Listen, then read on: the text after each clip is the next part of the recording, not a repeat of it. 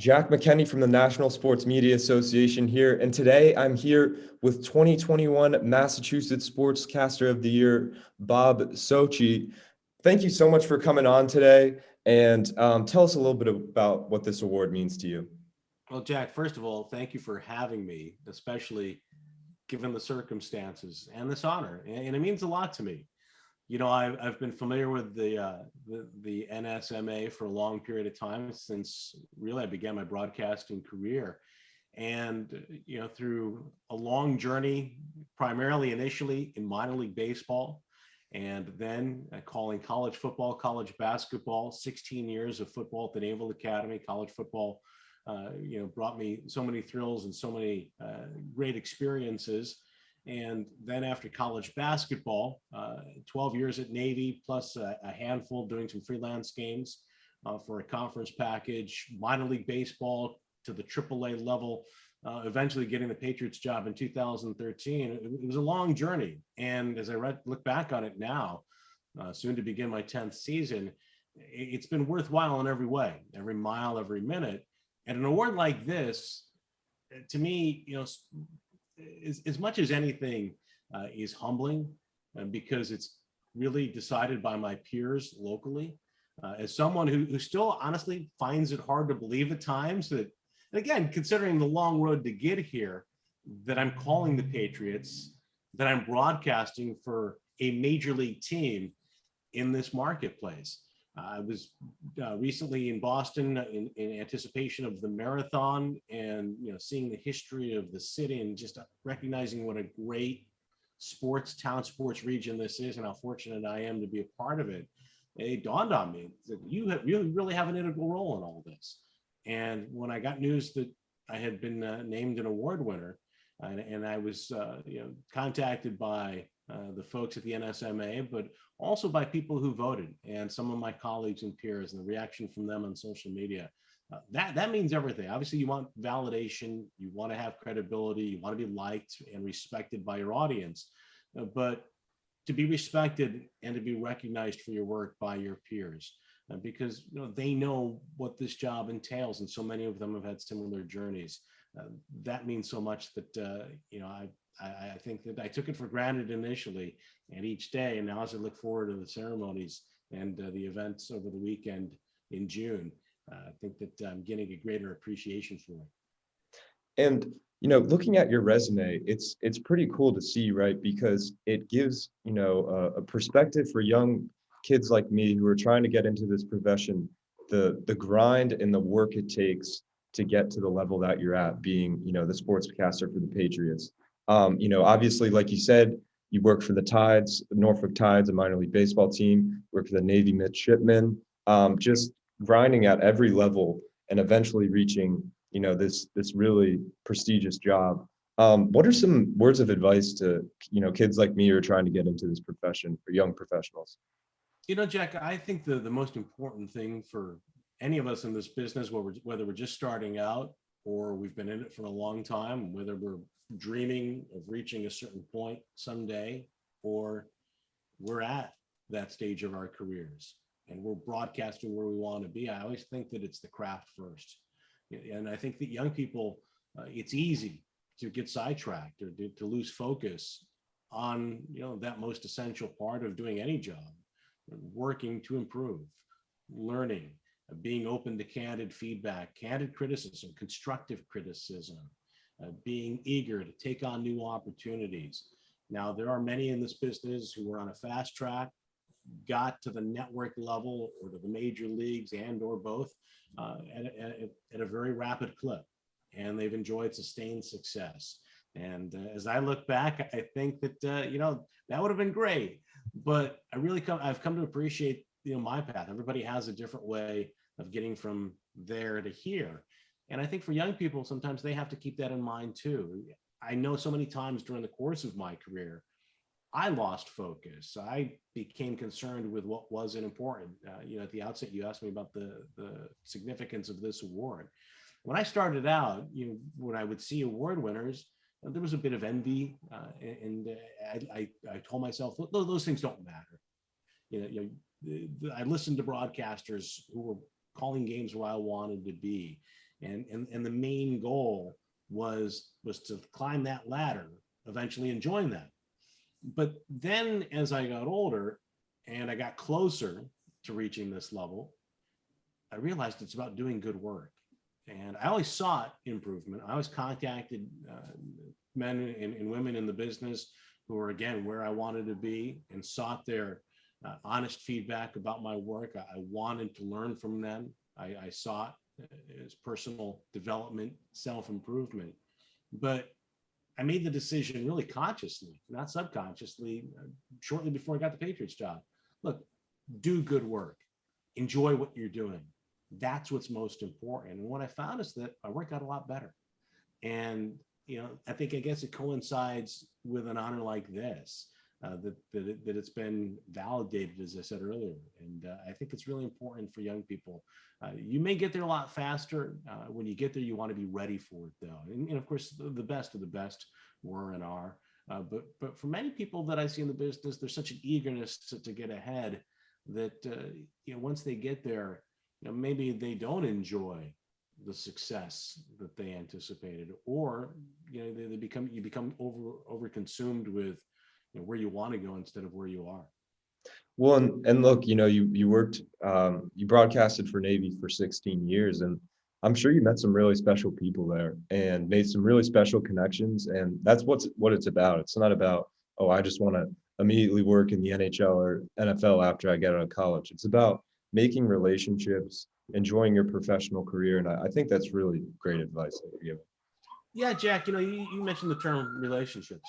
And I think one of the things I've learned in a great sense, the hard way, is that it's about relationships in this business. So much of let's start with advancement, contradicting myself. So much of that comes down to relationships. Do people like working with you? Do you develop a rapport, not only with the people on air, but as well the people behind the scenes, the producers, the directors, when you're doing television, the people at your station or with the team in the front office.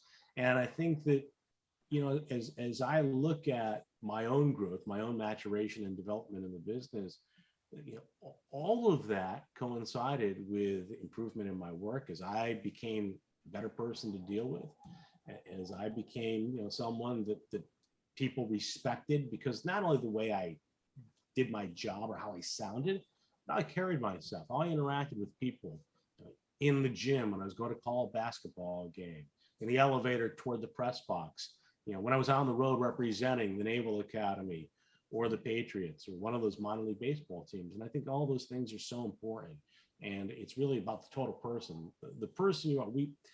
I try not to let my work define me, but really, who you are as a broadcaster basically comes down to what are your values as a person? Do you have a broad perspective?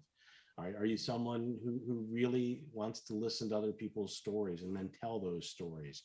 And, I think for me, over the course of my career and the course of my life, when I finally truly realized, rather than simply paid lip service to it, what's most important, strangely, or maybe not so strangely, I started to reap the benefits of the work that I was putting in to go along with the attitude and the way I carried myself that, I think I developed. And let's talk a little bit about your work right now. Following the Patriots, it's a new era in New England, right? Tom Brady's gone. You've got Mac Jones, the new blood, in that quarterback. And it's definitely an interesting era for Patriots fans, right? And it's different. What's been the vibe around the Patriots Twitter and just fan base in general over this past season and coming into next season? Jack, it's interesting because for me, I've kind of gone through, I've gone through the dynasty, and I was so fortunate. And I think it's a big part of why I was accepted here, frankly. I was part of a broadcast that involved a partner with whom we developed a much different style than our predecessors. And there's no way we could live up to the standards of our predecessors. Gino Capoletti was Mr. Patriot. He was the color commentator for years, after being a great player, and I would contend a Hall of Fame worthy player back in the old AFL days, and then an assistant coach and a long time broadcaster and personality here in New England, beloved with his partner, Gil Santos, who's in the Patriots Hall of Fame after 36 years of broadcasting. And when Gil retired in 2012 and I was hired, I think I was fortunate that I worked with a guy in Scott Zolak who's really popular, had a much different style, much different comportment than Gil and Gino. Certainly on our broadcast sounded a lot different, but most importantly, the team kept winning. And Tom Brady was still the quarterback. Bill Belichick was the head coach, and the Patriots, played in an AFC championship game my first year, won the Super Bowl my second. We're in another AFC championship my third year, won a Super Bowl again in my fourth season. And in those two Super Bowl wins, they were the greatest comebacks of all time. And the success continued. Championship game. In fact, Super Bowl loss in 2017 in that season, followed by a Super Bowl win in 2018. So I was spoiled. I mean, I definitely appreciated that opportunity. And I look back and I know that it had a great deal to do with my acceptance from this region's audience and the people that liked my work.